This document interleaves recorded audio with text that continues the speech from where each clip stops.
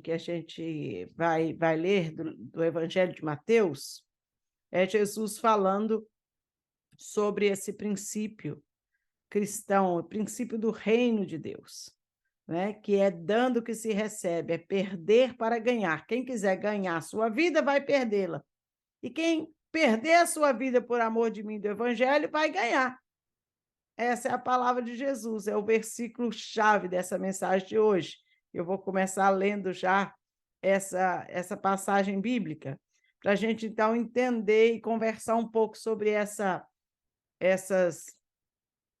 esse oposto, né? Essa contradição, os opostos das verdades do reino de Deus. Não é? É sempre o contrário. Desde então, começou Jesus a mostrar aos seus discípulos, Mateus 16, do 21 ao 28.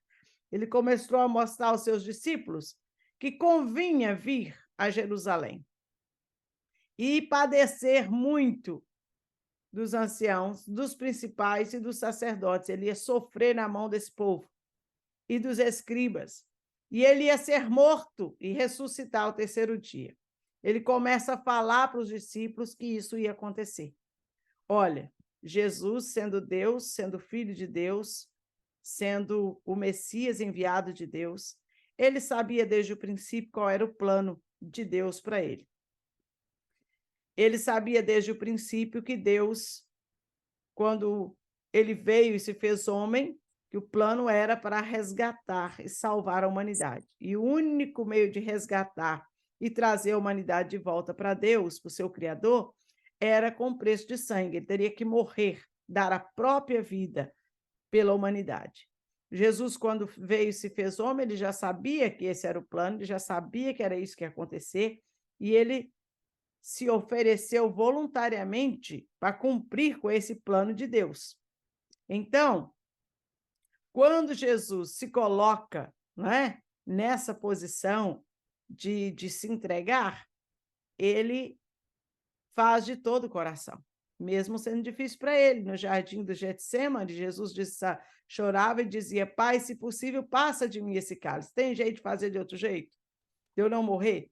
Mas se não tiver, seja feita a tua vontade. Ele aceitou voluntariamente fazer a vontade de Deus, que era o plano da redenção, envolvia morte, envolvia sacrifício, envolvia ele doar a própria vida para o resgate da humanidade.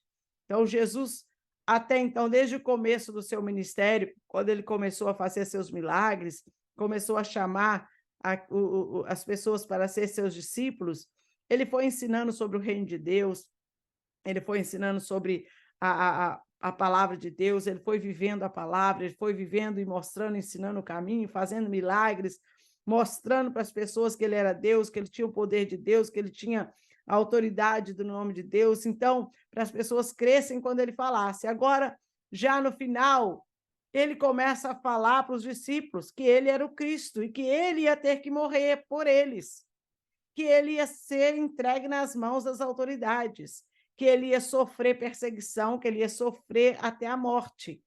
Mas os discípulos não queriam ouvir isso. Os discípulos estavam esperando um Cristo, um rei, um libertador, que fosse se levantar com autoridade, majestade, na forma não só espiritual, mas na forma também política e de liderança na nação. Eles esperavam que ele, de alguma maneira, ia se levantar, ia impor o poder e a autoridade dele diante de todos e ia governar como rei e libertar todo o povo.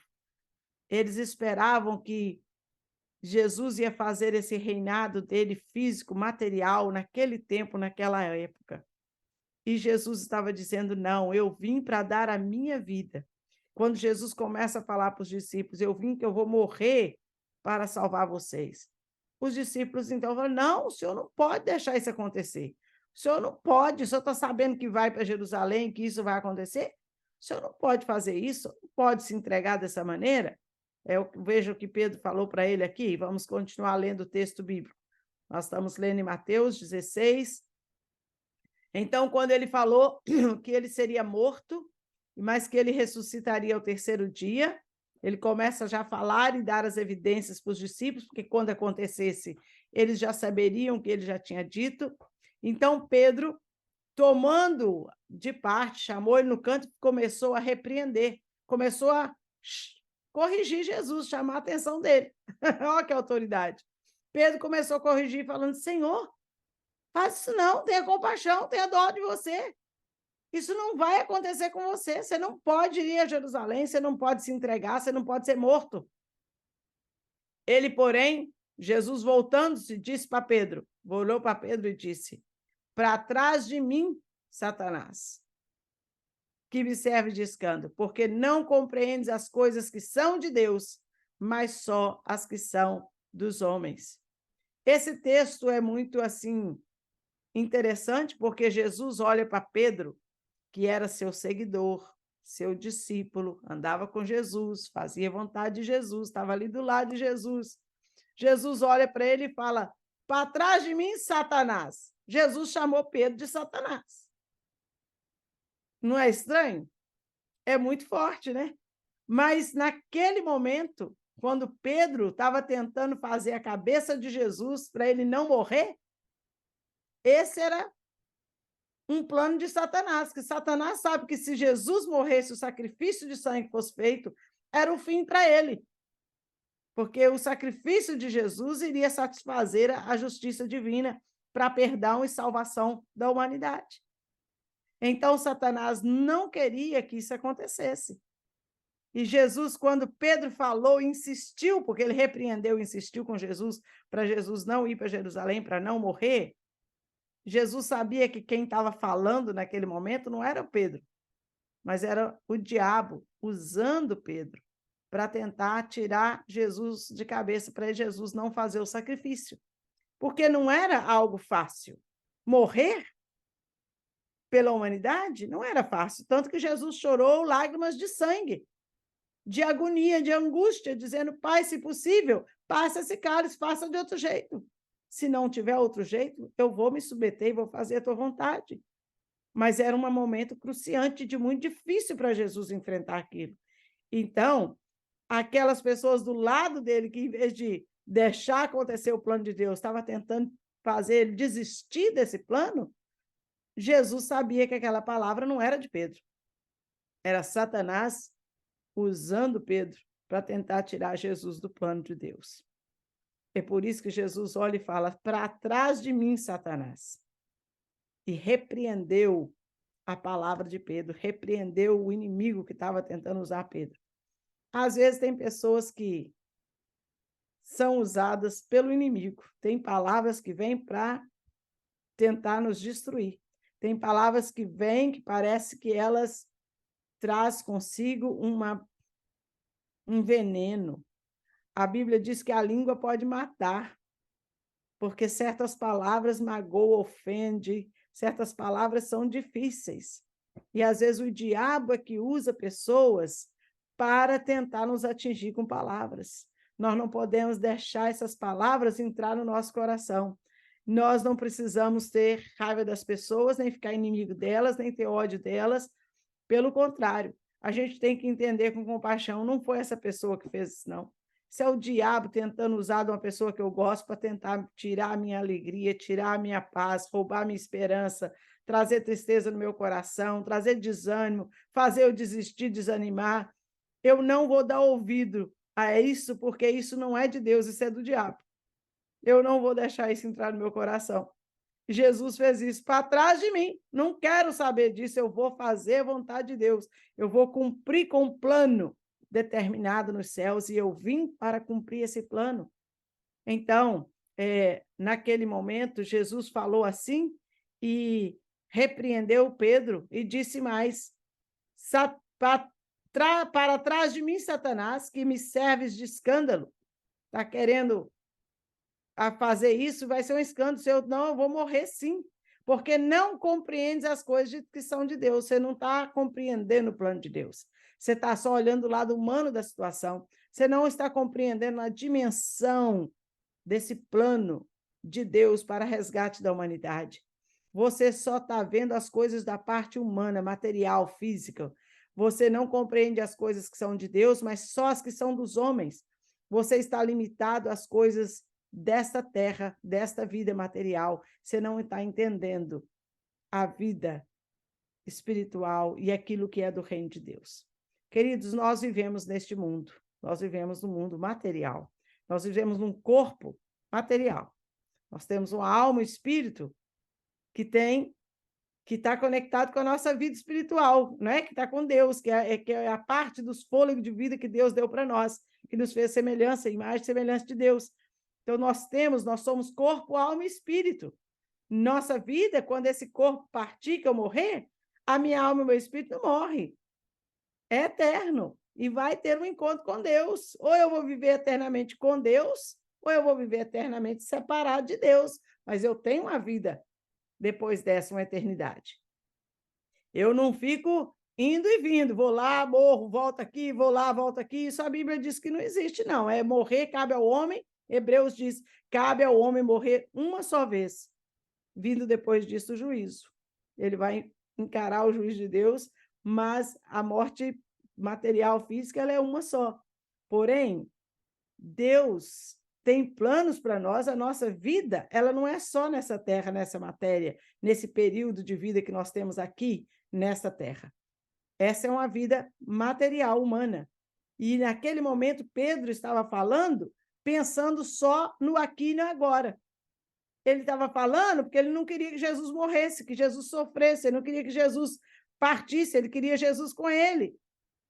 E Jesus disse, você está vendo só o que é de homens, do material, você não está vendo as coisas de Deus. Você não está entendendo, Pedro, a dimensão espiritual do reino de Deus neste momento. E Jesus, então, passa a explicar para eles que o reino de Deus é diferente do reino dessa terra, desse reino físico, material que vivemos. Nós vivemos aqui, mas o nosso coração tem que estar ligado com Deus. Nós vivemos uma vida, como que eu vou dizer, dupla, que apesar de estar aqui, no físico, na matéria, nós temos que andar com a visão espiritual. Nós temos que ter um coração ligado nas coisas que são de Deus, que são do céu, nas coisas que são do Espírito Santo de Deus. Nós vivemos nesta terra, mas a nossa mentalidade, os nossos valores têm que ser de acordo com os princípios eternos de Deus, não os princípios desta vida, não os valores desta vida. Essa vida, esse mundo, está tudo doido, gente. As pessoas perderam noção. Ninguém está entendendo mais nada. O que era certo está errado, o que era errado está certo. Não tem mais onde a gente buscar esperança e confiança. Esse mundo vai de mal a pior, vai só piorar, não vai ter melhora, não, infelizmente. A Bíblia diz que é assim o final dos tempos.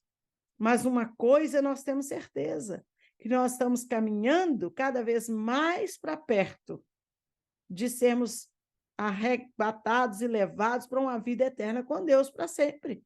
A nossa verdadeira vida não é nessa terra, é com Deus na eternidade. Nós estamos semeando e plantando sementes que nós vamos colher na eternidade. Jesus disse, não ajunteis tesouros aqui nessa terra, onde a traça e a ferrugem consomem, os ladrões vêm e roubam, mas ajuntais tesouros no céu, onde a ferrugem, a traça não corrói, onde ladrão nenhum te rouba. Aquilo que você faz, que é investimento na eternidade, é investimento no reino de Deus, quando você investe nos valores de Deus, nos princípios de Deus, você está investindo naquilo que é eterno. E você está colocando o depósito, a sua herança, a sua fortuna, a sua riqueza lá, no céu, na vida eterna com Deus. Mas quando nós gastamos a nossa força, a nossa energia, tudo que temos e somos só pelos valores, os princípios e ajuntar riquezas e coisas que são para esta vida material, nós vamos perder tudo, porque essa vida material ela é passageira. De repente a gente se vai. E o que a gente preparou? Jesus falou para um homem que tinha ganhado tudo, louco. Ele disse, Eu ganhei tudo, hoje eu posso dizer para minha alma, come, bebe e folga, que eu estou folgado, tenho de tudo que eu quero nessa vida. E Jesus olha para ele e fala, louco, esta noite te pedirão a tua alma, e o que tens preparado? Para quem será? Você preparou tudo só para aqui, e agora você está indo. E aí? Para quem? O que ficou? O que você vai levar dessa terra aqui? Os faraós, quando morriam, faziam aquelas pirâmides lá no Egito, quem enterrava eles com seus escravos, com seus riquezas, com seus ouro, com seus animais, botavam tudo lá para enterrar junto com ele, porque ele achava que ele ia para outra vida levando aquilo tudo. E as pirâmides estão lá, com os tesouros estão lá, porque ele só está o osso dele lá, as múmias embalsamadas, porque nada se leva dessa vida. Jesus estava tentando explicar para os discípulos essa verdade do reino de Deus. Jesus estava tentando explicar para eles esses princípios eternos do reino de Deus. Quem quiser andar com Deus, quem quiser seguir a Jesus, tem que entender que a nossa vida não pode ser como a maioria desse mundo vive para a vida material. Apesar de vivermos aqui na matéria, mas o nosso coração, a nossa mentalidade, a nossa maneira de viver, é tudo de acordo com os princípios e padrões do reino de Deus.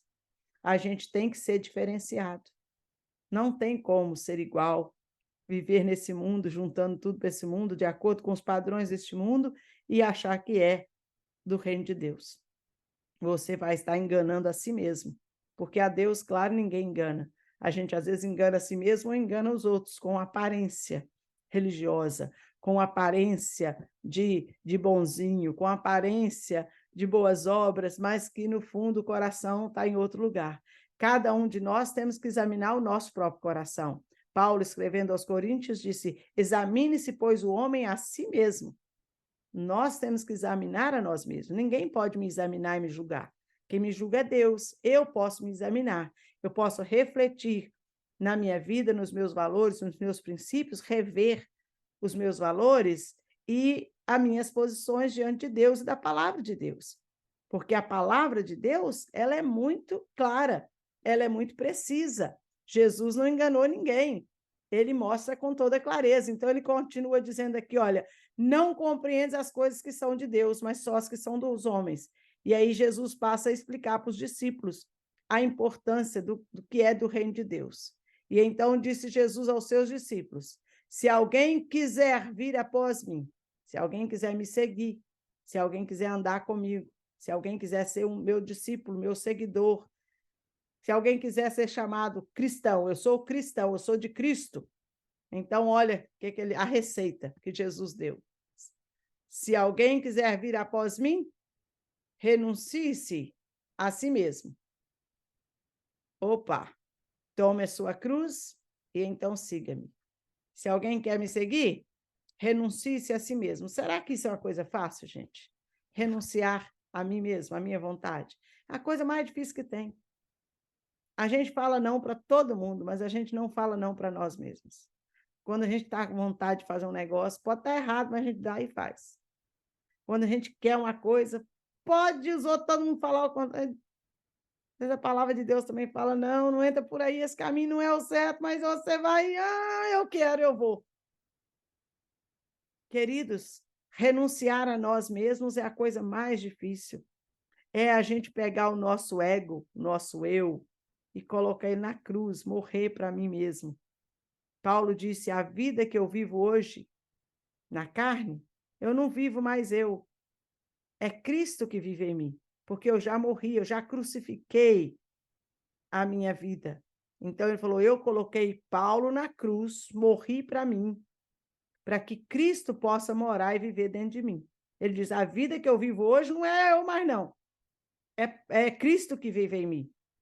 Ele diz isso, é Cristo que vive em mim. E o que Cristo está falando aqui, nesse versículo, é, quem quer me seguir, tem que morrer para si mesmo e deixar que eu viva no seu coração. É morrer para a minha vontade, para que a vontade de Deus prevaleça. Ah, mas eu quero, mas a Bíblia diz não. Ah, mas eu penso que pode, mas a Bíblia diz que não pode. Ah, mas eu acho. Não é o que você acha. Você não vive segundo. Eu não vivo segundo Virgínia, o Evangelho da Virgínia. É segundo o Evangelho de Jesus. Não é o que eu acho, é o que Jesus acha. Não é o que eu penso, é o que Jesus pensa. Não é como eu quero, é como Deus quer. É a vontade de Deus que tem que prevalecer. E a gente começa a aprender a falar com Deus e a pedir a Deus que Ele tome o controle da nossa vida, que Ele assume o comando da nossa vida. A gente começa a pedir a Jesus que Ele venha e seja o Senhor absoluto. Se Ele é Senhor, se Ele é o Rei, eu sou súdito, eu sou apenas o servo. Eu estou aqui para servi-lo, fazer a vontade dele, não a minha vontade.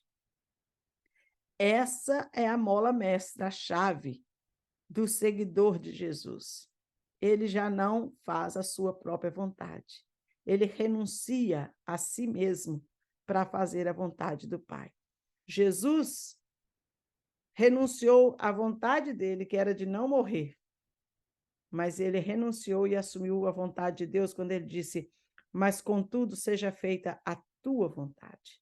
Em outras palavras, Jesus estava nos dando um exemplo de renúncia. Ele falou: eu não gostaria de morrer, mas se não tiver outro jeito, esquece a minha vontade, seja feita a tua vontade. E Jesus aqui está pedindo para nós a mesma coisa, que a gente abra mão das nossas vontades pessoais, das nossas paixões carnais, dos nossos egoísmos, das nossas invejas, das nossas, né? Dos nossos medos, das nossas anseias, que a gente abra mão disso para fazer a vontade de Deus, para deixar a palavra de Deus, para deixar o reino de Deus viver em nós, deixar Cristo ser rei. Eu vou para a cruz e Jesus vai para o trono da minha vida para ser o rei, o comandante, o chefe, o líder da minha vida. Eu morro para mim mesmo, vou para a cruz. É interessante. A psicologia moderna, ainda mais hoje, com tanto coaching, com tanto... Gente, está uma crise impressionante. É tanto exaltação do humano, do eu, não é? E a psicologia fala assim, que a gente tem que massagear o ego, para se valorizar, para se admirar, para se amar. É importante amar ao próximo como a si mesmo, então eu tenho que amar a mim mesmo. Olha, não confunda minhas palavras, eu não estou aqui dizendo que a gente não tem que se amar e se valorizar. Mas estou falando aqui do exagero, como a psicologia apresenta a coisa, que eu tenho que pensar só em mim, né? Pensar em mim e esquecer os outros. Eu fui fazer uma tal de uma terapia, mas, pelo amor de Deus, a psicóloga danou a falar para mim que eu tinha que esquecer todo mundo. Primeira coisa que ela me pediu foi para acabar com essa reunião de oração todo dia, porque isso não é vida, não. A pessoa tem que viver todo dia orando. Eu falei, aham, a senhora me perdoa, mas, ó, tchau, quero ser mais não.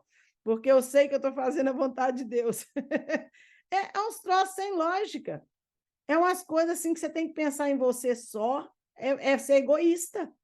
A Bíblia manda a gente ser altruísta, pensar no outro, amar o próximo, olhar o interesse dos outros, preocupar com quem está do nosso lado. A psicóloga estava tentando me fazer viver não preocupando com as pessoas, não olhando para mais ninguém, pensar só em mim. Eu falei, mas ela só está me ensinando a fazer o que Jesus falou para mim não fazer. Só está querendo que eu seja egoísta, eu não vou fazer isso não, eu vou ficar com a palavra de Deus. Só me desculpa, mas não vai dar certo essa conversa nossa, não. Porque tudo é o contrário. Jesus manda a gente pegar o ego, o meu eu, e botar ele na cruz, prega e martelo nele. Prega ele na cruz e morre para ele. Morre para mim mesmo, para que Cristo viva em mim. É isso que a palavra de Deus diz. A psicologia manda eu massagear o ego, para ele viver confortável, feliz e ser eu seu super. Jesus manda o contrário. É o mundo que nós vivemos, os ensinamentos vai de contramão com os ensinamentos do reino de Deus. É aquele rio de correnteza, o mundo todo está descendo na correnteza, vai com a correnteza, mas o cristão nada contra a correnteza. O mundo todo fala, pode, Jesus fala, opa, não. O mundo todo fala, vai, Jesus fala, volta. Então, Jesus estava tentando passar exatamente essa mensagem para os discípulos nesse texto de Mateus 16. Ele diz, renuncie-se a si mesmo, toma sobre si a cruz e siga-me. Tomar a cruz, morrer para si mesmo, se crucificar, morrer para a sua vontade pessoal, para fazer a vontade dele, para seguir a ele, para obedecer a vontade dele. E aí ele explica mais profundamente por que a gente tem que fazer isso. Ele diz, porque aquele que quiser salvar a sua vida, perdê-la. E quem perder a sua vida por amor de mim, achá-la. Porque que aproveita o homem ganhar o mundo inteiro se perder a sua alma? Ou que dará o homem recompensa da sua alma? Jesus estava explicando que os valores eternos vai muito além dessa vida. Você quer ganhar o mundo inteiro, mas perder a sua alma, a vida eterna? Ela é muito maior, muito mais longa, porque é eterna, eternamente, do que essa vida terrena, passageira que nós estamos vivendo. E se você perder a sua vida, ganhar a sua vida nessa vida aqui, você vai perder a eternidade. Mas se você perder a sua vida aqui, deixar de fazer a sua vontade para fazer a vontade de Deus. Eu me converti, eu tive minha experiência com Jesus profundamente, eu comecei a conhecer, ler a Bíblia, estudar a Bíblia, eu tinha 10 anos de idade. Durante esse tempo eu fui lendo, fui estudando, fui buscando a Deus, fui orando sozinha, uma longa história, mas com 15 anos, 14 para 15 anos, eu fiz uma decisão séria, eu falei sério com Deus, que eu queria servir a Jesus, que eu queria andar com Jesus, que eu queria ser de Deus. Eu entreguei a minha vida a Jesus. Eu estava com 14 anos, não tinha completado 15 anos ainda. E olha, as pessoas falavam comigo, você está doida? Na época, no Brasil, a fama do tal do baile de 15 anos, né, daquela festa de 15 anos. Então, foi antes meu aniversário. Você não vai querer um baile, uma festa de 15 anos? Eu falei, não, não faço o menor interesse. Eu quero um culto de louvor e gratidão a Deus pela minha vida. Ninguém entendia, todo mundo estava achando que eu estava doida. Mamãe falou, mas você tem certeza, minha filha? Não, mas... Falei, não, mamãe, eu quero um culto, eu quero a igreja aqui, quero um culto. Quero agradecer a Deus pela minha vida. E todo mundo, você não quer isso? Não, eu quero servir a Deus. Mas você não quer fazer? Não, eu quero servir a Deus. Eu queria sair, terminar meu 2º grau e ir para um seminário para estudar a Bíblia, para conhecer a Bíblia, para poder sair pregando a palavra de Deus para o mundo afora. Todo mundo achava que eu estava, pirou, doidou. Mas eu estava perdendo tudo que eles achavam que era super importante. Eu estava abrindo mão disso para ganhar o que era muito mais importante. Nunca me arrependi de dedicar minha vida para Deus desde a minha infância. Nunca arrependi de dedicar para Deus tudo que eu tinha, tudo que eu tenho, porque cada minuto, cada segundo, cada renúncia valeu a pena. Deus honrou, Deus abençoou. Eu tenho uma vida feliz, abençoada com a graça de Deus. Olha, não tem preço. As pessoas, a visão do mundo é que você está perdendo tempo, perdendo sua vida, sua juventude. E ainda naquele tempo que eu aceitei Jesus, era naquelas igrejas bem radical, né? Não podia usar calça comprida, não podia usar batom, não podia usar brinco, não podia isso, não podia aquilo. Eu não estava nem aí para essas coisas de não poder, porque eu não me interessava, eu queria era Jesus. Eu estava preocupada, que eu estava apaixonada com Jesus e com a palavra dele. Mas as pessoas achavam que eu estava perdendo a minha juventude, perdendo tudo, eu estava ganhando tudo. Eu estava dedicando, conhecendo a Deus, buscando a Deus. Meus programas, minhas noitadas, minhas farras de jovens, sabe onde que era? Era subir com um grupo de jovens da igreja para o alto dos morros, lá em Valadares, nas montanhas que tem lá. A gente ia para o alto do morro passar a noite orando, cantando, louvando a Deus. A gente fazia vigília de oração, passava a noite inteira no monte. 6 horas da manhã, a gente estava descendo o monte, 5h30 para 6 horas, chegava em casa correndo, tomava um café, tomava um banho, pegava a bicicleta e ia para a escola às vezes. Passava a noite, minhas madrugadas, era louvando a Deus, era com o povo de Deus, buscando a Deus. E as pessoas achavam que eu estava perdendo minha vida. Eu estava ganhando, porque quem perde para esse mundo, ganha no céu. E quem acha que está ganhando aqui, às vezes está perdendo. Quantas experiências ruins de jovens que se entregaram, pensando que ser jovem é curtir a vida, se entregaram para a bebida, para as drogas, para uma vida desregrada, experiências íntimas, sexuais antes do casamento, com um, com dois, com três, faz uma bagunça na vida, faz um desacordo, vem depois tarde com a vida toda cheia de problemas, todas cheias de frustração, todas cheias de problemas sérios, de traumas vividos, de decepções vividas, de vidas toda atrapalhada. Como pastora, hoje eu cuido de pessoas que teve uma vida toda destruída, agora quer buscar a Deus, mas que dificuldade para vencer todas as más lembranças do passado, as coisas que ficou para trás.